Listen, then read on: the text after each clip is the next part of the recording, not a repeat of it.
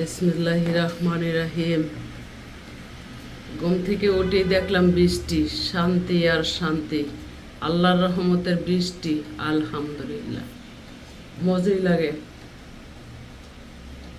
তবে আঠার রুটি পাঠার গোস্ত খেতে ইচ্ছে করতেছে। ভাবতেছি কিভাবে যাওয়া যায়। মোবাইলগুলো বাসায় রেখে ভিজতে ভিজতে যাবো। ছাতা ধরে যাইতে পারবো না, ছাতা আমার জন্য বিরক্ত লাগে।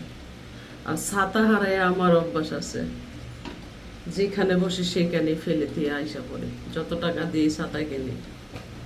ছাতা আমার জন্য বিরক্তবোধ, টেনশন। তো বৃষ্টিতে ভিজতে ভিজতে যাবো, যা হবার হবে। আঠার রুটি পাঠার গোস্ত নিয়ে আসবো, বাসায় বসে খাবো। খেয়ে ভাবতে ভাবতে একটা ঘুম দিব। মাথাটা ঠিক করে কি করব, সেই কাজই করব। যেটা মনের মধ্যে আসবে সেটাই করব। তবে ঘুম থেকে উঠে দেখি চতুর্দিকে বৃষ্টি আর বৃষ্টি। তবে সেই মতো বৃষ্টিটা নামলে আরো ভালো হতো। আল্লাহ চাইলে মিনিটে পরিষ্কার, পাড়া মহল্লায় গন্ধে হাঁটা যায় না এই কোরবানির রক্তে। কিন্তু এখন বৃষ্টি ধোয়া মোছা হবে, কোনো গন্ধ আসবে না, আলহামদুলিল্লাহ। আল্লাহ চাইলে মিনিটে পরিষ্কার।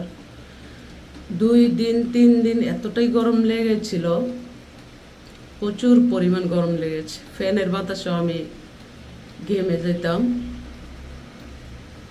গায়ে দিয়ে পানি পড়তো। এখন দেখলাম ঠান্ডা লাগছে একটু। তো আল্লাহ চাইলে মিনিটে ঠান্ডা, সেকেন্ডে আগুনের তাপ। আল্লাহর কাছে রয়েছে এমন কিছু গুণগান, চাইতে পারলে আল্লাহ দিবে। তবে আমাকে কেন দেয় না সেটাও আল্লাহ জানে ভালো। কি আর বলবো, বলার আর ভাষা নাই। ভাবনা চিন্তায় মধ্যরাতে ঘুম দিলাম। ঘুমের মধ্যে স্বপ্ন দেখি গলার মধ্যে লোহার কাঠি দিয়া চাপ দিয়ে আমাকে হত্যা করা আরম্ভ করেছে। দোয়া দুরুদ পরে কিন্তু ঘুমাইছিলাম। ইয়াসিন